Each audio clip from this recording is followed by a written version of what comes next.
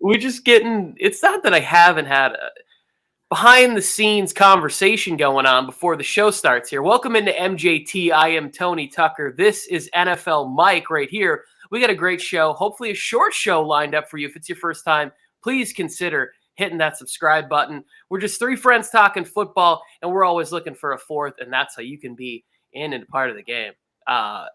NFL officiating, we're going to be talking about Chase Young's fifth-year option. Is that even a question? Are you kidding me? And a interesting conversation that I heard about the future of drafting NFL quarterbacks. But I was, before we hit this music, listening to an NFL doctor or scientist or whatever on the Pat McAfee show talking about the state of grass, right? Artificial turf versus natural grass. And I was just thinking, Mike, I like natural grass better than medical grass. The medical grass is just far too intense for me. I can't handle it. I'm too old. I've definitely had enough of Patrick Mahomes. And I like all the grass.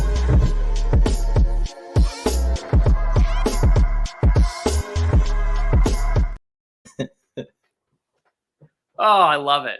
The medical grass is like way, way too intense. It's just it's too much.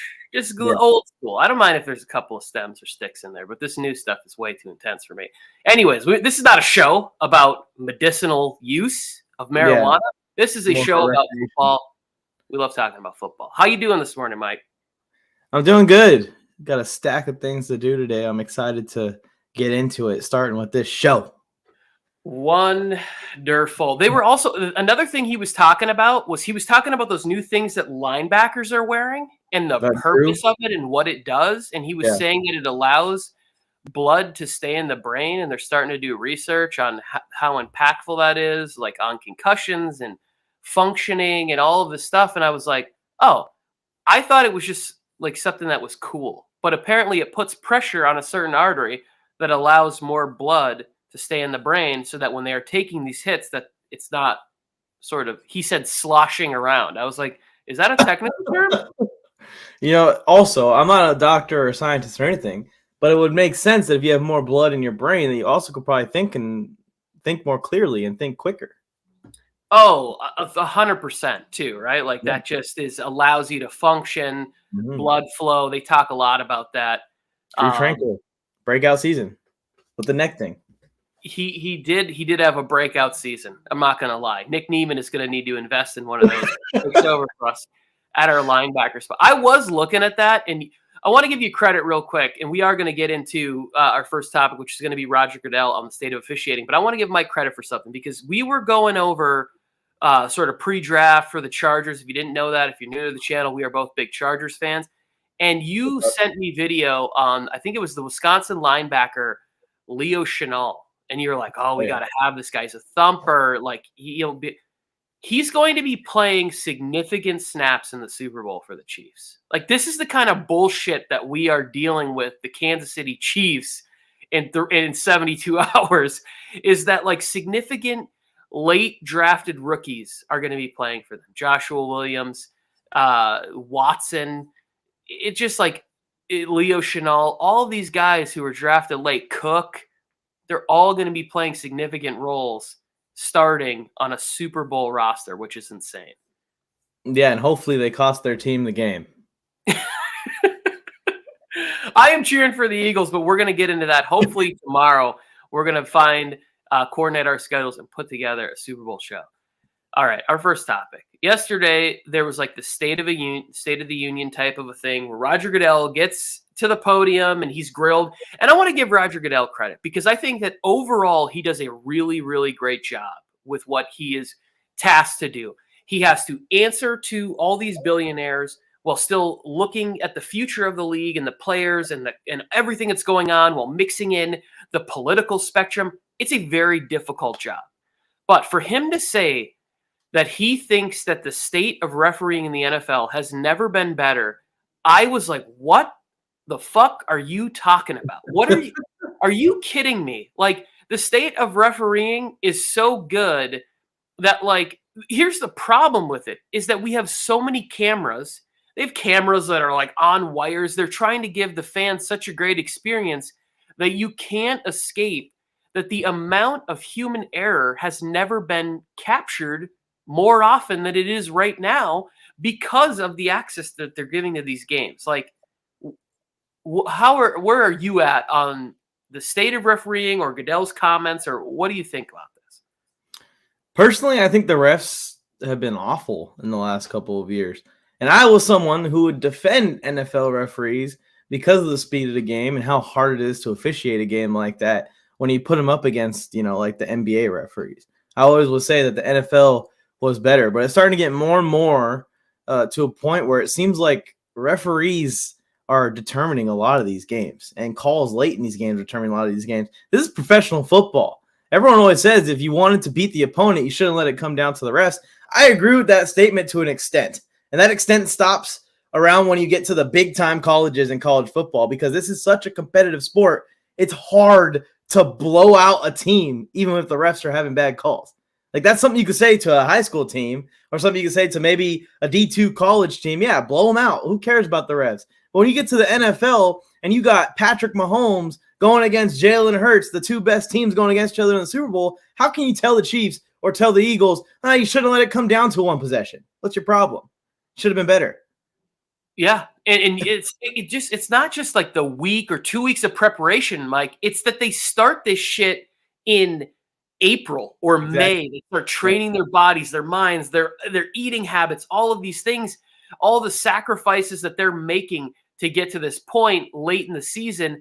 And then you have somebody like Jamar Chase coming out and saying, like, I mean, I know that I'm young. I've only been in the league 2 years, but I can't get a call on pass interference in any of these games. Like, they're pulling, they're hanging on me, they're interfering with me down the field.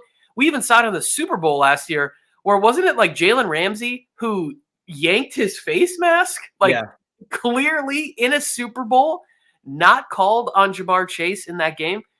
So I look at it as simple as former referees coming out and saying, these athletes are so gifted, these edge rushers, and we're going to get to one on our next topic in Chase Young.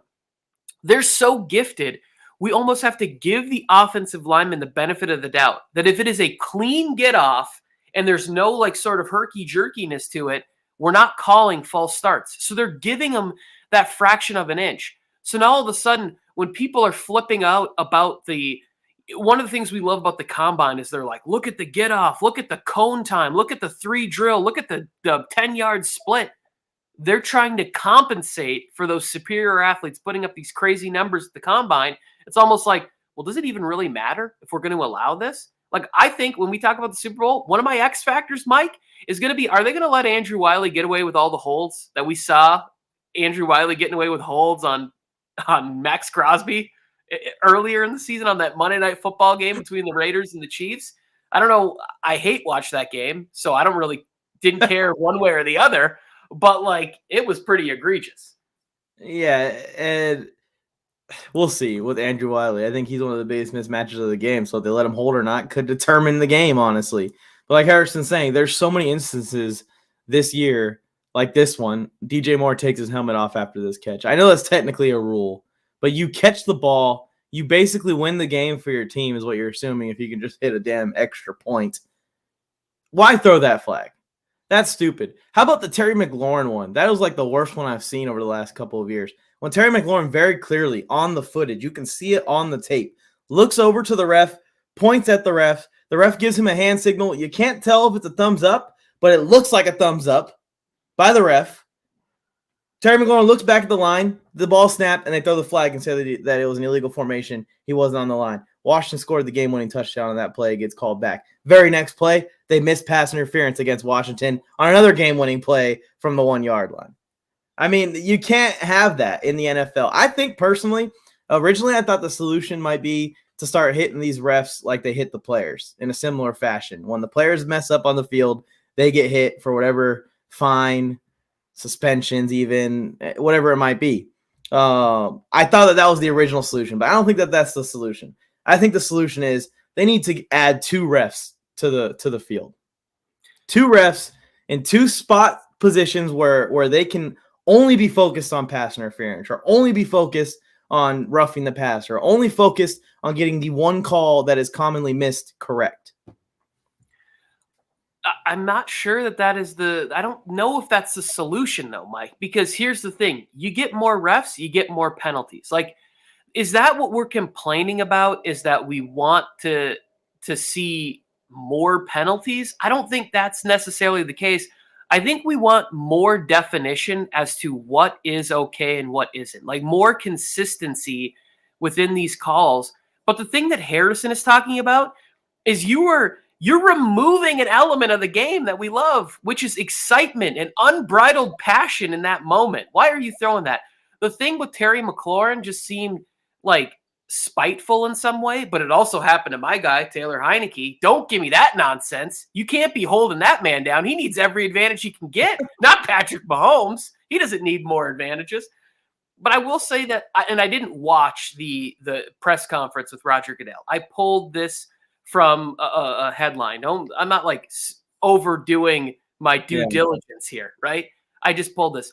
I don't know, but I do think that the conversation with them, it has to be taken to new levels of full-time referees, right? Like year-round, these guys they have to watch tape. They have to get better. They have to come together and say, hey, as a unit of referees, this is how we are going to work on making sure that we are consistent. If you're going to allow the tackles to get that fraction of an inch that can only be caught by HD 401k camera technology, we're going to allow them to get a quarter of a second jump, then that's fine. Allow that to be consistent across every team in the NFL and just tell your right tackles, hey, you can get a little bit of a jump. It's going to be fine. Because we saw that in the game with the Chargers-Jaguars. They learned really quick, oh, they're letting us play a little physical in this game. And Asante Samuel Jr. was like, let me take advantage of that.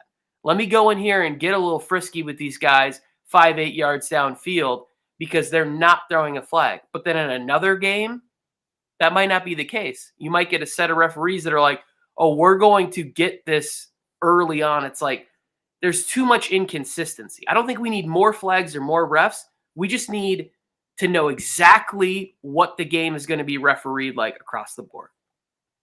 Yeah, at least build some consistency. But the problem is, no matter what solution we propose, Tony, and we can move on to the next topic with this, it does not matter if Roger Goodell thinks this is the best officiating we've ever seen.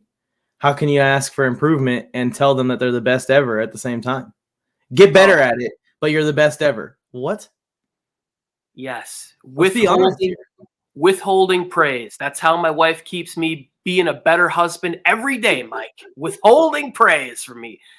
15 years into our marriage, she still never said a nice thing to me. Also, the Lakers just acquired Mo Bamba from the Magic. Just happened. News just broke. So, Lakers fans, congrats. We got another center. Oh, fantastic. Maybe I don't know. Maybe AD is going to be gone faster than I think. Anyway, a marriage that is rocky is Chase Young and Ron Rivera. When I read this story, I was like, this is a joke, right? This is clickbait. This is some sort of new NFL Onion article of some kind. Ron Rivera talking about the future of Chase Young. And I was like, bro, your future is under review. Like, if they are going to change ownership, I can't see a world in which he's still the guy. Like, they fired Scott Turner, as if Scott Turner could have done a better job with what he was given at the quarterback position. Like, he had them in the playoff hunt with Taylor Heineke, and it was more so to me the defense that trailed and the head coach making a decision to go to Carson Wentz when the team was feeling it. No doubt about it. Carson Wentz, 6'5", big arm, strong, whatever. He wasn't the answer. It's not. The team was playing with a different level and heart under Heineke, and it cost them the end of the season. But let's stay focused on Chase Young. Mike, you use a first-round draft pick on a player, and they've showed promise at least some point. Like, I could see if the knee comes back and the doctor says the knee is wrecked, we can't invest in this guy. But a fifth-year option, we've already seen the Raiders make a mistake with Josh Jacobs. Like, certain first-round picks, you want them on that cheaper fifth-year option deal than having to pay an edge rusher $20-something million a year because that's the going rate for an edge rusher.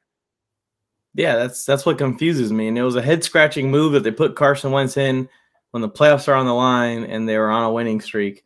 And it's a head scratching move to not pick up this option on Chase Young. I don't understand how Ron Rivera is even still in there. They really haven't done anything with him. They made the playoffs, but that team was under 500. Let's not give them too much props for making the playoffs that year. They gotta figure out what they're gonna do with Chase Young. And I don't think that he's established a case for a mega deal quite yet with his injuries. And it's not his fault at all. We're not saying it's his fault. But that's why you use the fifth-year option. It's the perfect time to figure out whether or not he's healthy and worth that giant deal or not. And now they're in a situation where they might have to trade Chase Young if they can't figure it out in time. Yeah, and you get to the point where it's like, wait, so you invest a first round pick in this guy, and he's not had any off the field problems to my knowledge, right? He had one catastrophic injury. He came back, and it took his time to come back to make sure he was healthy. He had a 7.5, 8 sack season. It's like, what's there not to know about a fifth-year option? We're not talking about dropping off $80 million guaranteed on his doorstep. We're talking about like whatever it is going to be, $7.5 million for an edge rusher that you used a first round pick on. Like, people are literally giving Jadeveon Clowney 9, 10, 12 million dollars as sort of a hitman over the past couple years. You know, like, people are trading valuable picks and pieces for Ngakoue or whatever. Like, you need multiple edge rushers. Like, you have to just keep throwing really talented guys at the problem. Look at the Eagles' defensive line. Look at the Chiefs. They got Carlos Dunlap, who's quietly put up 100-sack career between the Bengals, Seahawks, and Chiefs. Like, I don't know if a lot of people look into Carlos Dunlap. The guy's put together a really, really nice career. And Frank Clark, they're still getting, for some reason, Frank Clark is Frankie Playoff. I know we do like to put fun twists on players' names like Playoff Lenny or whatever. Frankie Playoff sounds like a mobster, but this guy comes and to bring it every single January and February. This guy's a monster. But I think more than likely Ron Rivera's gone before Chase Young is not a Commander anymore. That's what it seems like would be more logical for the Commanders. Also, keep in mind that Chase Young's healthy year after he got drafted, after becoming a first-round pick, is one of the best rookie years by a pass rusher over like the last decade. I mean, The dude was a monster. It's not even like he played bad or had any kind of rookie slump before the injury, anything like that. All signs were pointing towards Chase Young becoming an elite player in the NFL one day. And the injury derailed a little bit of the path and how quickly it's happened. But I don't think that there's a reason to be like, all right, see you later, man. He's not Farrell or, like you said with us, Jerry Tillery. It's not like that. Yes, exactly. And even Cleveland Farrell had started to show a little bit of promise this year, right? Like, Yeah. I don't know if I'm giving him a fifth-year option based on it, but yeah. All right. Okie dokie. Draft. We're talking drafts. We're talking fifth-year options. So I'm going to give you a little context for this one. The future of the NFL QB and the draft strategy and everything. Mm-hmm. Bucky Brooks on Move the Sticks podcast, which is something I enjoy listening to, he was talking about conversations he had with former Packers GM Ron Wolf, who put together those teams. Ron Wolf is the guy who traded for Brett Favre from the Falcons at the time. They had Don Majkowski at quarterback. I remember I was a young Packers fan, and Don Majkowski was the magic man, but it was not magical. It was anything but magic. It was real bad there. They bring in Favre, but over that time, even though he had Favre and Favre was winning MVPs, they were still drafting guys and grooming them. They had Doug Peterson, who was a solid backup quarterback, but they had guys like Mark Brunell, who went on to have success. Matt Hasselbeck went on to have success. Even as he went on and they draft Aaron Rodgers, we know that they brought in Kurt Warner, was somebody that they were looking at developing. Like, the Packers always they had Aaron Brooks, who went on and had success with the New Orleans Saints. Like, he kind of was the first person who was really into that strategy. But then Bucky talks about having a conversation with Jim Caldwell at the Pro Bowl weekend, where Caldwell was saying, like, is the new strategy sort of the Brock Purdy model, where you have Trey Lance on a rookie deal, but you don't really know what it looks like yet. So why not bring in another rookie quarterback? And if that guy shows glimpses of being competent and having success at this level, you can kind of always be having your quarterback on a rookie deal while having the luxury of being able to load up the rest of your roster and being able to scheme and have a competitive football team and be right there, rather than going like, well, we drafted the guy who we think, like the Jets draft Zach Wilson. Why didn't they draft another quarterback this year? Like, why was there not a quarterback that they took a shot on in the 5th or 6th round, 4th round, or whatever they brought in their building and were molding the whole time, that they could have taken a look at this year? They already knew what Mike White was. They know what Joe Flacco is. Like, you're not winning a Super Bowl, but maybe you catch fire with a quarterback and you're like, oh, we can go into next year and build around this player that we found in the draft, kind of like what the 49ers did. Like, in 4 years, do we think they're going to give Brock Purdy $90 million, $120 million guaranteed contract? Probably not. I wouldn't. I don't think we'll be talking about Brock Purdy in 4 years. Personally. Yeah, it's an interesting strategy that they're bringing up, but for it to work out, I think you got to have the team to the 49ers level to really trust that you're going to be able to plug in, 6th, 7th round rookie or 6th, 7th round rookie in his 3rd year even, and he's going to be able to take a team to what the goal is, a Super Bowl.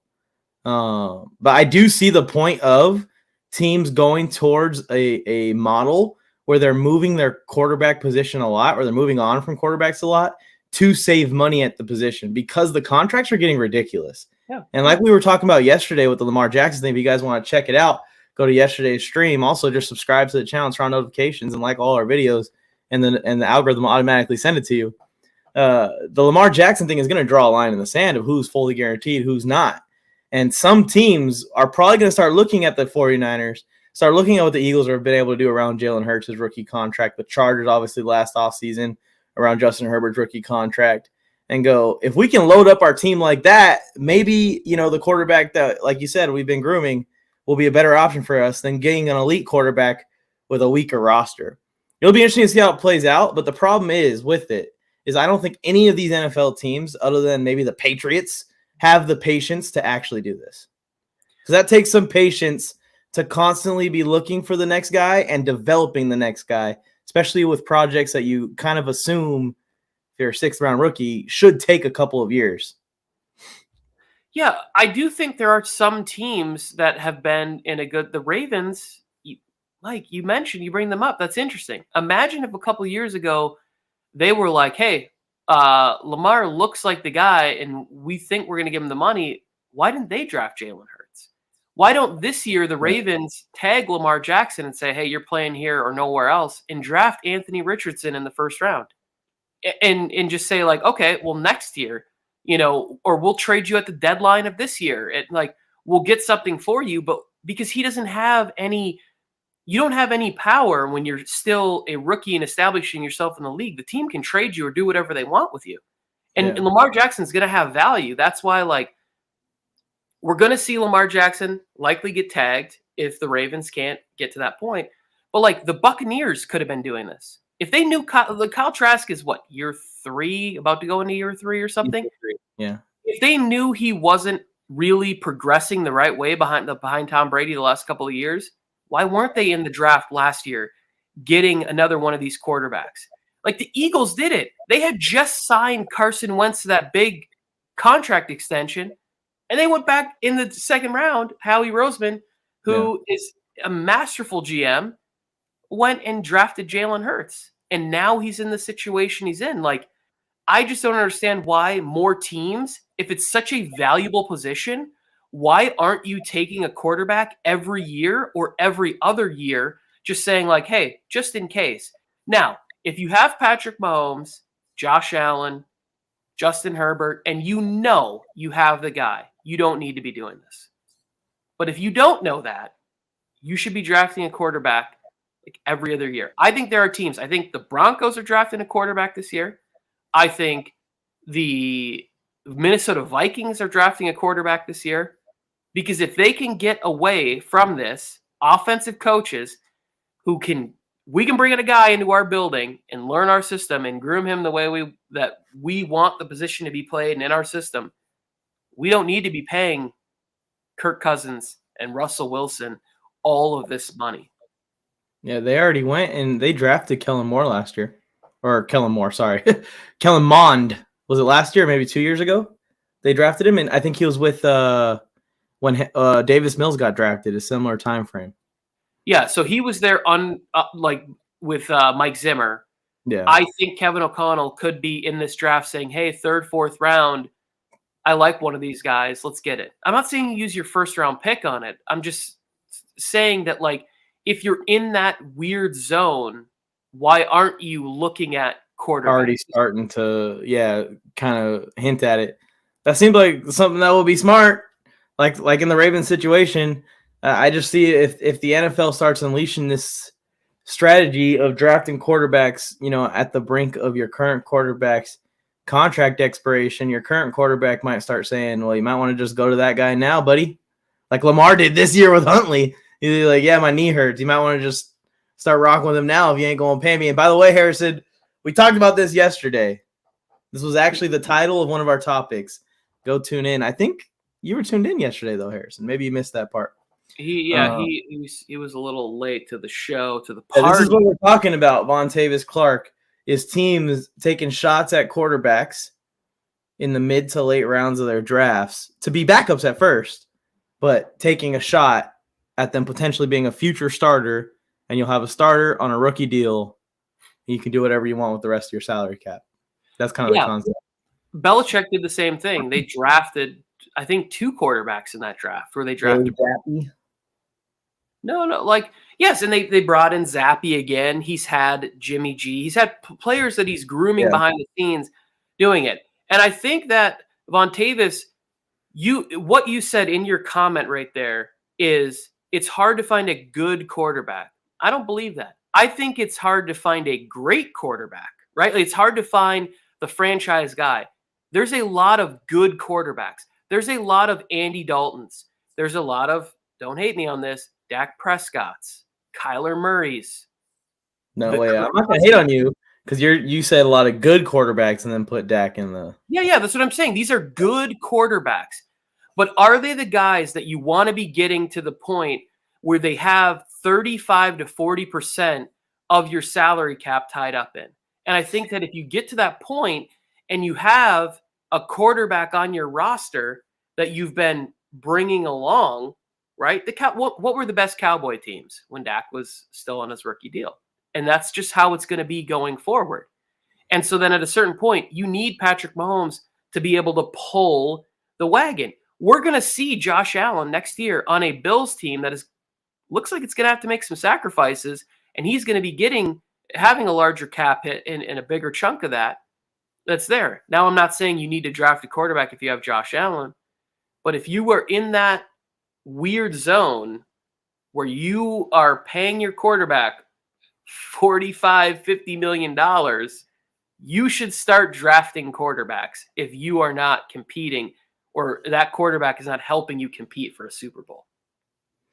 I mean, yeah, and that's what makes the Chiefs even more impressive is they already went through this phase where they've had to sacrifice players because their quarterback is getting paid a certain amount of money. And Patrick Mahomes was very generous with his deal and how he stretched it out over a long period of time, basically committing to the team for a long period of time, but telling the team, like, I know that this cap number is going to go up, but I'm going to give you guys that extra cap to pay some extra players to come in one day. And they lost Tyreek Hill, obviously. They lost other players, lost Tyrann Mathieu. And these young kids are coming in, and Andy Reid is good enough to make it work. So I think that you could start to see people use these rookie deals to help their teams a ton. It's not great news if it does start happening right after the Chargers sign a quarterback to $60 million a year. Yeah, but I think that we and everybody else agrees that he is the kind of person that will put you over the top. Now, we didn't see that in the playoff game this year, but we believe going forward that that'll be a different story. I just thought of two really good examples. We'll end the show on this. The Giants are in this situation right now, right? I think if you really ask Brian Daboll and the Giants ownership, they want Daniel Jones back. They've made that very clear in several statements. I think Brian Daboll would say, hey, let's franchise tag him. We'll pay him that $35 million guaranteed, but let me draft somebody else in this situation in case this thing goes sideways and we can't run it back like we did this year with Daniel Jones. Like, can we have an option outside of that instead of locking up Daniel Jones at 38 to $42 million a year of this guy that we are locked into? I think the Seahawks, Geno Smith, what's that number that makes it comfortable, right? Sort of that Jameis Winston contract we've seen over the past couple of years, right? Where guys like Kirk Cousins have been making $45 million or whatever because they are good quarterbacks. Geno Smith is a good quarterback. But for Geno Smith to be on a competitive roster, that salary, that number probably needs to be around 18 million as opposed to 35 or 40 million. Yeah.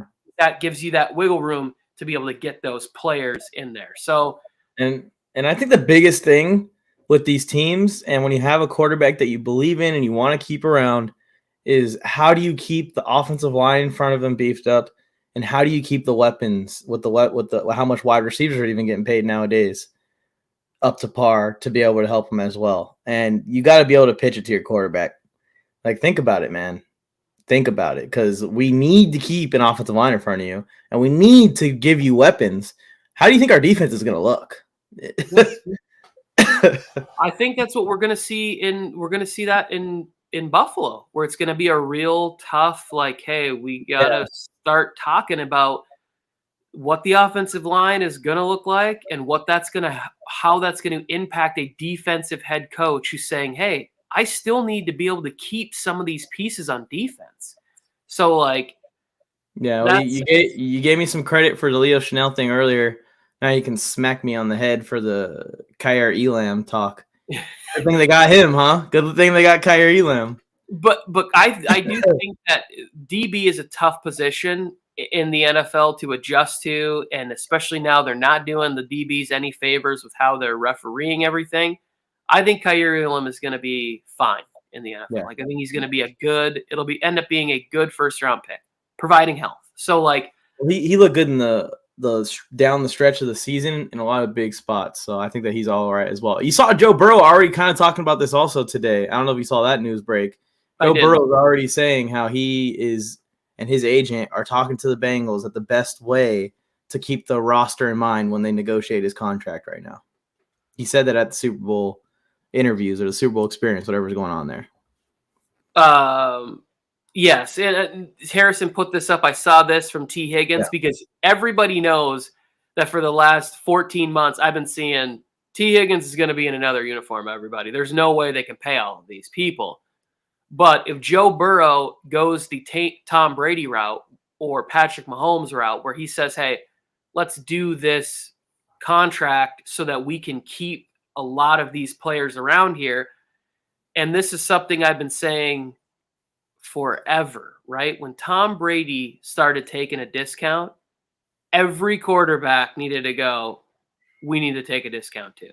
Because if Tom, at this point when he's taking these discounts, is 3 Super Bowls in and putting together one of the greatest careers, and we didn't know, this was in the middle of a 10-year stretch where Brady wasn't going to the Super Bowl. And he's saying, I'm willing to take a discount after this. Yes, you need to take the discount, and the organization needs to hold up their end of the bargain and spend to the cap every year, be pushing it and bringing in veterans. I'm not saying you need to have a say on who goes on the roster because you're not in player development. You're not doing scouting. But make sure that you're putting a competitive team on the field. And it doesn't even need to be a massive discount. It's just the way the contract's structured for bonuses and incentives and have those numbers set to really easily accomplishable goals. It just saves the cap hit. That's the biggest thing that you're trying to save for your team is the cap hit. And that'll be great for Cincinnati, man. I know a lot of people will try to pin Joe Burrow and Herbert against each other and Chargers fans against Bengals fans. Going all the way back to the Ickey Woods days, I feel like the Bengals have always deserved better, especially the Bengals fans. Yeah. Icky Shuffle, ladies and gentlemen. Should have won that one, Tony. We were doing the history lesson. The Joe Montana comeback now. There, we got another history lesson to give. Oh man, we should have. That's what we bring to you here. We bring to you remembers. Wait till I start doing this dirty work. Kicking on the sideline dancing, and Joe Montana's about to launch his legacy. Yeah, there's all of these. I remember them all quite well. Next week, the Super Bowl Shuffle by Tony Tucker. There you go. Yeah, the Bears. All right, let's get out of here. We did it. We accomplished a shorter show. Lots of short-ish show. Shorter than usual. Yeah. If it is your first time here, please consider hitting that subscribe button. 3 friends here who love talking football, and you can be the 4th on MJT Football. Tomorrow we talk the Super Bowl show. It is so near, so close. Can't wait. Hoping I'll leave on this, Mike, unless you have something else to say. CMC was quoted as saying, "I hope both teams lose." I could not agree more with that young man. How can both teams lose this game, Mike? That's what I want.